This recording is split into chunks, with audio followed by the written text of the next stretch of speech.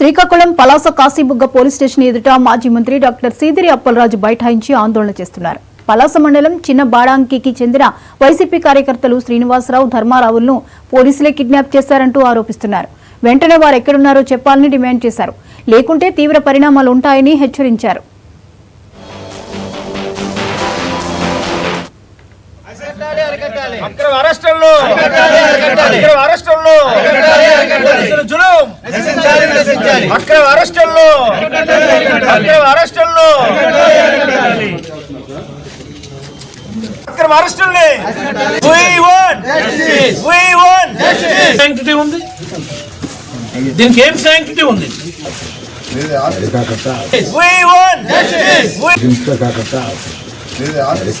దీనికి ఏం శాంక్టిటీ ఉంది?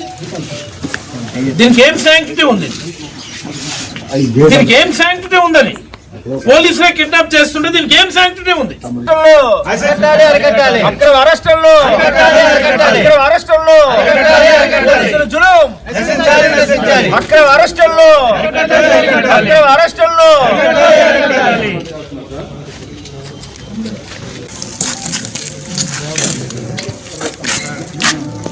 ఈ రాష్ట్రంలో పరిపాలన ఎలా ఉందని చెప్పడానికి నేడు జరిగినటువంటి ఉదంతం ఒక నిదర్శనం. కరెక్ట్గా అరౌండ్ 9 o'clock ఆ టైంకి 8:30 to 9 ఆ సమయానికి కాశీబుగ్గ మున్సిపాలిటీలో గల చినబాడం గ్రామం నుండి కూర్మాపు ధర్మారావు అనేటటువంటి వ్యక్తి రజకాబాయ్ కమ్యూనిటీ, ఆ వ్యక్తిని 4 కానిస్టేబుల్ ఇంటికి వెళ్ళి 2 యూనిఫామ్లో ఉన్నారు, 2 సివిల్లో ఉన్నారు, బలవంతంగా కారు ఎక్కించి తీసుకుని వెళ్ళటం జరిగింది. ఎక్కడికి అంటే స్టేషన్కి అని చెప్పినారని. ఏ స్టేషన్కి ఏంటని చెప్పలే. వెంటనే పోలీస్ స్టేషన్కి ఫోన్ చేసి పలానా వ్యక్తిని మీ స్టేషన్ వాళ్ళు తీసుకొచ్చారు అని చెప్పి అడిగితే, మేము తీసుకొని రాలేదండి, మా దగ్గర లేడండి అని చెప్పి కాశీబుగ్గ స్టేషన్ వాళ్ళు చెప్పడం జరిగింది. తీసుకొని రాకపోవడం ఏంటి? మీ కానిస్టేబుల్ 4 వెళ్ళారు, 2 సివిల్లో ఉన్నారు, 2 యూనిఫామ్లో ఉన్నారు. Car number AP30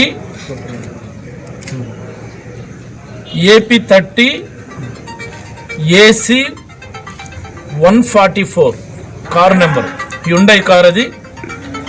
AP30 AC 144 car number. ఆ కారు ఎక్కించుకొని ఆయన తీసుకొని వెళ్ళటం జరిగింది. అంటే ఎంత రెచ్చగొడుతున్నారంటే అంత రెచ్చగొడుతున్నారు. అసలు ప్రతిదాన్ని మేము నోట్ చేసుకుంటున్నాం, మేము వడ్డీ లెక్కలు రాసుకుంటున్నాం. నేను ఎప్పుడు అంటుంటాను, నేను ఎమ్మెల్యే అయినప్పుడు మంత్రిగా ఉన్నప్పుడు కూడా నో రివెంజ్ ఓన్లీ చేంజ్ అనుకుని చెప్తూ అలా ఉండేవాళ్ళని. నాలాంటి వాళ్ళు కూడా మారుస్తారు, వీళ్ళు ముందుగా తయారు చేస్తారు. ఇంకా పోలీసులు ఒకటి గమనించాలి, ప్రభుత్వాలు మారుతూ ఉంటాయి. ఇక్కడ మేము విడిచిపెట్టేద్దాం అనుకున్నా జగన్మోహన్ రెడ్డి గారు విడిచిపెట్టేస్తారా? ఖచ్చితంగా తీసుకెళ్ళినటువంటి వాళ్ళు వేరే బోర్డ్స్ ఏ కారణం చేసి తీసుకెళ్లారో తెలియచెప్పాలి. అట్లీస్ట్ ముందు ఆ కుటుంబ సభ్యుల కన్నా ఆ సమాచారం తెలియజేయాలని నేనైతే ఈ సందర్భంగా అడుగుతూ, ఇంత అర్ధరాత్రి పోలీస్ స్టేషన్లకు ఎదురుగా కూర్చొని ధర్నాలు చేయటం ఏం లా అండ్ ఆర్డరు, ఏమి రాష్ట్రం? చంద్రబాబు నాయుడు గారేమో విజన్ 2047 అని మాట్లాడతారు. ఆయన ఏం విజన్ అండి? ఇదా విజన్? నాకు అర్థం కాదు. మీరు మాట్లాడే మాటలకి మీరు చేసే పనులకి ఏమైనా పొంతన ఉందా?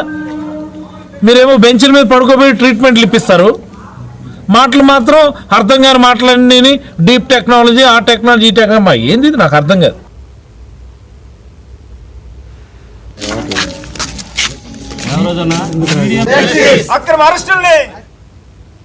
ఈ అంశంపై మరిన్ని అప్డేట్స్ ని శ్రావణ్ అందిస్తారు. శ్రావణ్, చెప్పండి, కాశీబుగ్గ పోలీస్ స్టేషన్ ఎదుట మాజీ మంత్రి సీదిరి అప్పలరాజు బైఠాయించి ఆందోళన చేసినటువంటి పరిస్థితి, వివరాలేంటి?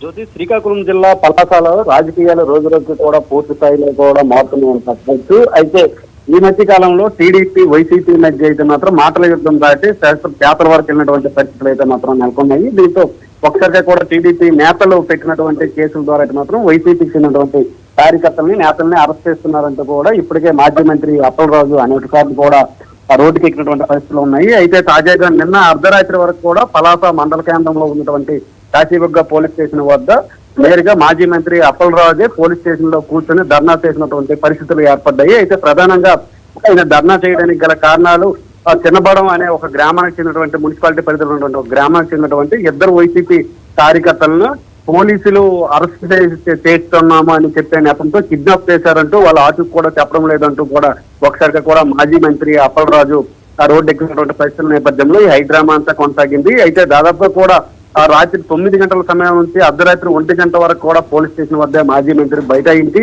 వాళ్ళ ఆచూకీ తెలియజేయాలంటే కూడా పోలీసులపై అయితే మాత్రం తీవ్రమైన ఒత్తిడి తెచ్చినటువంటి పరిస్థితి ఉంది. పోలీసులే కూటమి ప్రభుత్వం వచ్చిన తర్వాత కిడ్నాపర్లా వ్యవహరిస్తున్నారంటూ కూడా పోలీసు వ్యవస్థను అయితే మాత్రం పెద్ద ఎత్తున కూడా దుయ్యబెట్టినటువంటి పరిస్థితులు ఉన్నాయి. అయితే గతంలో కూడా ఎవరైతే పోలీసులు చిన్నబడం గ్రామంతో పాటు మందస గ్రామానికి చెందినటువంటి ఇద్దరు వ్యక్తులను కూడా నేను అదుపులోకి తీసుకోవడం జరిగిందో వీళ్ళపైన ఫిర్యాదు ఉన్నటువంటి నేపథ్యంలోనే పోలీసులు అరెస్ట్ చేసినట్టుగా కూడా చెప్తున్నటువంటి పరిస్థితి అయితే మాత్రం పోలీస్ శాఖ ఉన్నప్పుడు కూడా ఆ వైసీపీకి చెందినటువంటి మాజీ మంత్రి అప్పలరాజు మాత్రం కేవలం ఈ అరెస్టులన్నీ కూడా కక్షపూరిత చర్యలో భాగంగానే మా కార్యకర్తల్ని టార్గెట్ చేస్తూ అరెస్టులు చేస్తున్నారు. దీనికి తగిన మూల్యం మళ్ళీ ప్రభుత్వం మారితే తీర్చుకుంటామంటూ కూడా కూటమి ప్రభుత్వ నాయకులకి పూర్తి స్థాయిలో కూడా స్ట్రైట్ గా హెచ్చరించినటువంటి పరిస్థితుల్లో ఉన్న నేపథ్యంలో అయితే మాత్రం పలాసలో గందరగోళ పరిస్థితులు ఏర్పడ్డాయని చెప్పొచ్చు. అయితే ప్రముఖంగా గత కూటమి ప్రభుత్వం అధికారంలోకి వచ్చిన సమయం నుంచి కూడా అటు పక్క టీడీపీ వైసీపీ నేతల మధ్య అయితే మాత్రం తీవ్రమైనటువంటి మాటల దాడి ఒకవైపు కొనసాగుతున్నటువంటి పరిస్థితుల నేపథ్యంలో గతంలో వైసీపీ నేతలు చేసినటువంటి అరాచకాలకి పరాకాష్ఠగా ఇప్పుడు కూటమి ప్రభుత్వంలో ఉన్నటువంటి ఆ నేతలు ప్రస్తుతం ఈ దాడులు నిర్వహిస్తున్నారంటూ కూడా స్థానికంగా అయితే మాత్రం పెద్ద ఎత్తున చర్చ నడుస్తుందని చెప్పొచ్చు. ఏది ఏమిటో కూడా పలాసలో పోలీస్ స్టేషన్ పరిధిలో అయితే మాత్రం అర్ధరాత్రి వరకు కూడా ఈ హంగామా కొనసాగించడంతో జిల్లా వ్యాప్తంగా కూడా పెద్ద ఎత్తున చర్చ కొనసాగిందని చెప్పొచ్చు. అయితే ఇప్పటికి కూడా ఆ మాజీ మంత్రి అనుచరులు కానీ లేకపోతే మాజీ మంత్రికి సంబంధించినటువంటి వర్గం కానీ ఆ పూర్తి స్థాయిలో టీడీపీ నేతలు చేస్తున్నటువంటి ఒక్కొక్క అంశాన్ని కూడా ప్రజల వద్దకు తీసుకెళ్లే ప్రయత్నం అయితే మాత్రం సాధిస్తున్నటువంటి పరిస్థితుల నేపథ్యంలో అయితే మాత్రం ఆ ప్రస్తుతం మాజీ మంత్రి అప్పలరాజు ఇంటి వద్ద అయితే మాత్రం పెద్ద ఎత్తున కూడా బందోబస్తులు కూడా పోలీసులు ఏర్పాటు చేయడం జరిగింది. ఇటుపక్క ఆ టీడీపీకి చెందినటువంటి కూటమి నేతలు కూడా గత ప్రభుత్వంలో వైసీపీ నేతలు చేసినటువంటి అక్రమాలను ఒక్కొక్కటి వెలుగులోకి తీయడం అయితే పనిగా పెట్టుకొని ఈ అరెస్టులన్నీ పోలీసులు చేస్తున్నారు అనే అంశాన్ని అయితే మాత్రం ప్రజల్లోకి తీసుకెళ్లే విధంగా అయితే మాత్రం ఆ ప్రయత్నం కొనసాగిస్తున్నారు. ఏది ఏమైనప్పుడు కూడా అటు పక్క టీడీపీ ఇటు పక్క వైసీపీ వర్గాలు పెద్ద ఎత్తున కూడా ఒకరిపై ఒకరు మాటల దాడులతో పాటు అనేక విధాలుగా పరస్పర విమర్శలు చేసుకున్నటువంటి పరిస్థితుల నేపథ్యంలో అయితే మాత్రం రాజకీయ వేడి పలాసలో రోజు రోజుకి పెరుగుతుందని అయితే మాత్రం చాలా స్పష్టంగా చెప్పవచ్చు. జ్యోతి, శ్రవణ్, ఇక్కడ పోలీసులేమో అరెస్ట్ అంటున్నారు, సీదిరి అప్పలరాజు దీన్ని కిడ్నాప్ గా వివరణిస్తున్నారు. అసలు ఆ కార్యకర్తలు ఇద్దరు ఇప్పుడు ఎక్కడ ఉన్నారు, ఏ స్టేషన్ లో ఉన్నారు, అక్కడ వాళ్ళు అరెస్ట్ చేసిన ఆ స్టేషన్ లోనే ఉన్నారా, దీని మీద వివరాలు ఏంటి? జ్యోతి, నిన్న ఎక్కడైతే మందస మండలం కేంద్రంలో ఉన్నటువంటి మందస గ్రామంతో పాటు పలాస మున్సిపాలిటీ పరిధిలో ఉన్నటువంటి చిన్నబడం గ్రామంలో ఇద్దరు వ్యక్తులను కూడా పోలీసులు నేరుగా ఒక ప్రైవేట్ వాహనంలో ఇద్దరు కానిస్టేబుల్ యూనిఫామ్ తోని మరో ఇద్దరు కానిస్టేబుల్ సివిల్ తో ఉండి వీళ్ళిద్దరిని కూడా ఏకకాలంలో రాత్రి 9 గంటల సమయంలో ఇద్దరిని కూడా అరెస్ట్ చేయడం జరిగింది. అరెస్ట్ చేసిన అనంతరం విచారణ నిమిత్తం నేరుగా కూడా కాశీబుగ్గ పోలీస్ స్టేషన్ కే తరలించినటువంటి పరిస్థితి ఉంది. అయితే కాశీబుగ్గ పోలీస్ స్టేషన్ లో తరలించి దానిపైన అయితే మాత్రం గతంలో ఉన్నటువంటి ఎఫ్ఐఆర్లను పరిశీలించి వాళ్ళపైన ఛార్జ్ షీట్స్ రెడీ చేసినటువంటి పరిస్థితుల నేపథ్యంలోనే ఎటువంటి నోటీసులు ఇవ్వకుండా వీరిద్దరిని కూడా పోలీసులే టీడీపీకి అలాగే ఇక్కడ ఉన్నటువంటి కూటమి ప్రభుత్వానికి అనుకూలంగా మారి రౌడీలుగా వ్యవహరిస్తూ పోలీసులే కిడ్నాపర్లుగా మారి తమ కార్యకర్తల్ని టార్గెట్ చేస్తూ అరెస్టులు చేస్తున్నారని అయితే మాత్రం మాజీ మంత్రి అప్పలరాజు తీవ్ర స్థాయిలోనే టీడీపీ నేతలపై అయితే మాత్రం రుద్దించినటువంటి పరిస్థితి ఉంది. అయితే గతంలో వైసీపీ ప్రభుత్వ హయాంలో కూడా అనేక సార్లు టీడీపీ నేతల్ని అలాగే టీడీపీకి సంబంధించినటువంటి కార్యకర్తలను కూడా అక్రమ అరెస్టులు చేసినటువంటి పరిస్థితుల నేపథ్యంలో ఇది కక్షపూరిత చర్యల్లో భాగంగానే ఈ అరెస్టులు కూడా కొనసాగుతున్నాయి అంటూ కూడా స్థానికంగా పెద్ద ఎత్తున కూడా ఆ చర్చ ఒకవైపు కొనసాగుతున్నటువంటి పరిస్థితుల నేపథ్యంలో అయితే మాత్రం పోలీసులు అయితే మాత్రం దీని మీద చాలా స్పష్టమైన వివరణ కూడా మాజీ మంత్రి అప్పలరాజుకి ఇవ్వడం జరిగింది. చాలా క్లారిటీగా వీళ్ళపైన ఎఫ్ఐఆర్ లో ఉన్నటువంటి నేపథ్యంలోనే విచారణ నిమిత్తమే వీళ్ళిద్దరిని కూడా మేము పోలీస్ స్టేషన్ కి తరలించడం జరిగింది. ఇందులో ఎటువంటి కిడ్నాప్ గానీ ఎటువంటి రాజకీయ ఒత్తిడి గానీ లేవంటూ కూడా చాలా స్పష్టంగా పోలీసులు చెప్పినప్పుడు కూడా కూటమి ప్రభుత్వం ఉన్నటువంటి నేతలు ఒత్తిళ్ల నేపథ్యంలోనే పోలీసుల కిడ్నాపర్లుగా మారి కిడ్నాపులు చేస్తున్నట్టు కూడా పదే పదే ఆ మాజీ మంత్రి అప్పలరాజు వ్యాఖ్యలు చేయడంతో పెద్ద ఎత్తున కూడా ఆ పలాసలో ఈ వ్యాఖ్యలు దుమారం రేపాయని కూడా చెప్పొచ్చు. దీనిపైన ఆ పోలీసు ఉన్నతాధికారులు కూడా పూర్తి స్థాయిలో ఆ దృష్టి పెట్టి దీనికి వివరణించే ప్రయత్నాలు కూడా చేస్తున్నటువంటి పరిస్థితి ఉంది. అయితే మంత్రి అప్పలరాజు మాట్లాడుతూ ఆ క్రింద స్థాయి పోలీసు అధికారులతో నుంచి జిల్లా ఎస్పీ వరకు కూడా తన ఫోన్ రెస్పాండ్ కాలేదంటూ కూడా కొన్ని వ్యాఖ్యలు చేయడం జరిగింది. ఈ వ్యాఖ్యల పైన కూడా ఆ పోలీస్ శాఖ కూడా పూర్తిస్థాయి వివరణ ఇవ్వడం జరిగింది. ప్రతి ఒక్క అంశానికి కూడా ఆ పోలీస్ శాఖ నుంచి చాలా స్పష్టమైనటువంటి సమాచారం ఉంది. ఖచ్చితంగా మేము చెప్పాము చేశామని పోలీస్ శాఖ అయితే మాత్రం నిష్పక్షపాతంగా వ్యవహరిస్తుందని కూడా చెప్తున్నటువంటి పరిస్థితి ఉంది. అయితే వీళ్ళపైన ఎఫ్ఐఆర్ నమోదైనప్పుడు కూడా